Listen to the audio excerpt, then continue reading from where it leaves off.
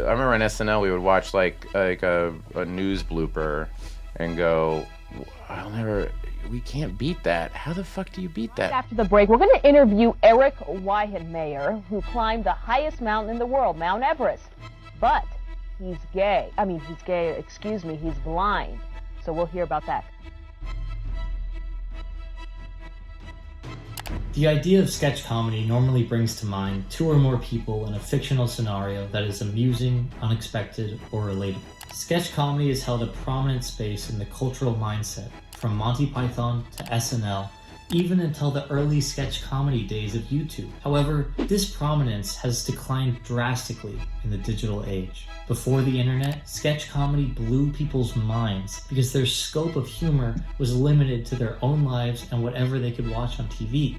Something changed when that scope got bigger. The business changed, and we're not competing against other late night shows, in my opinion. We're competing against 8 billion people in the world. Yeah.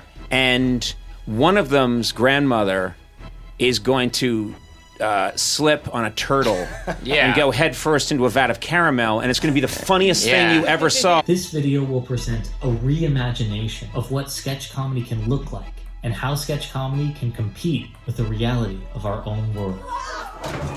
There is a reason the sketch comedy kings of early YouTube fell to the wayside of vlogs and commentary. And the reason is you.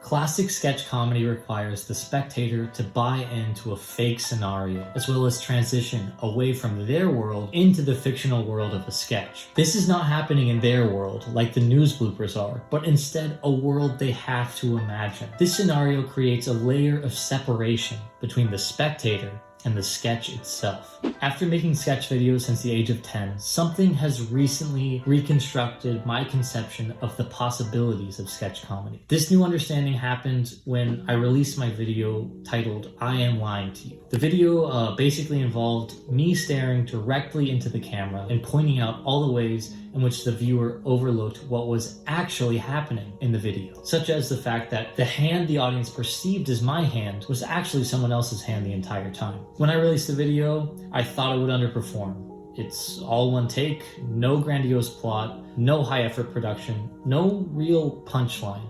It did not seem like it would stand out.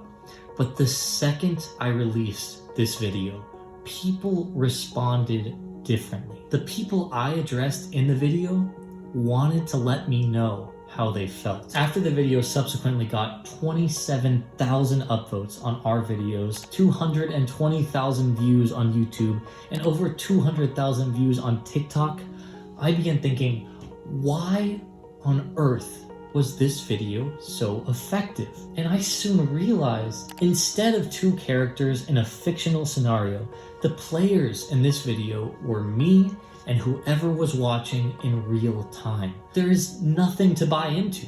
No fake world, no fake characters, only this world and the scenario that was already happening.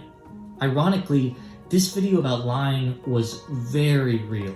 This type of video transitions spectators from passive observers to active participants. Involving the audience in the sketch is effective in making them care about the sketch. People love themselves, so creating content that involves the viewer will be enticing to someone who already feels like they're a part of it. This is reinforced by me staring directly into the eyes of the viewer and addressing them using the second person. It has been well documented that our brains will engage with almost anything that addresses us directly. If you ask the spectator to do something, it makes them like 3 or 4 times more likely to do that action. This is why telling your viewers to subscribe directly makes them subscribe more often. And while people will respond to unimportant things like YouTubers telling them to subscribe, they will be pleasantly surprised when there is something more to that direct address. While sketch comedy fell to the wayside of YouTubers addressing the audience,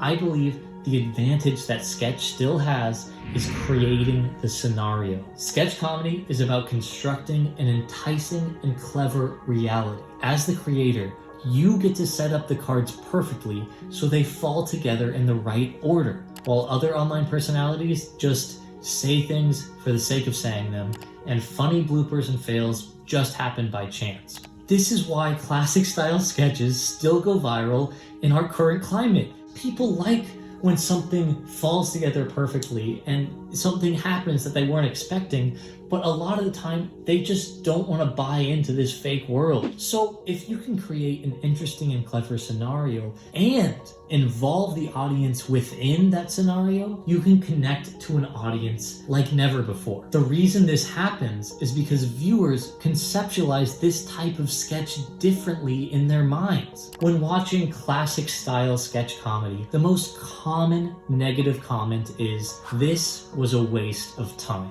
People feel this because they took a tiny amount of effort and engaged in a fictional world that they ended up being unsatisfied with. But when you involve the audience in the sketch, even if they are mad, their response is different. Instead, the negative comments say stuff like, it wasn't impressive because I was never fooled.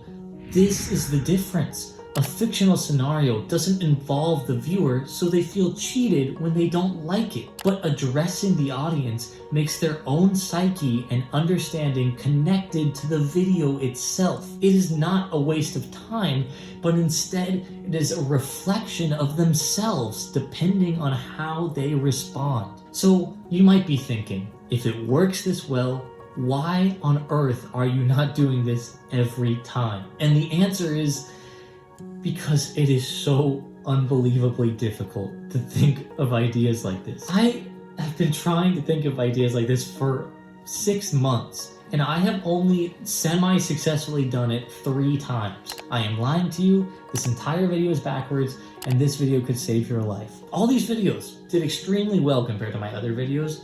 People respond to this type of sketch. It is just so hard to do them and so hard to do them well. And this is because in fictional scenarios, there are almost infinite possibilities of what could be happening and who it could be happening with. But in this type of sketch, there is only the relationship between you and the viewer. There is honestly not a lot of things happening. So your idea has to challenge the very nature of watching and the medium itself. What aspects of film do people overlook? What aspects of perception can be easily tricked? And what did the viewer not see that the creator can see so easily? There are many possibilities, but it is restrictive. But that is why this form of sketch comedy is so fascinating, because it challenges the very medium it is operating within. It acknowledges its own existence within the screen while showing something deeper that the spectator overlooked.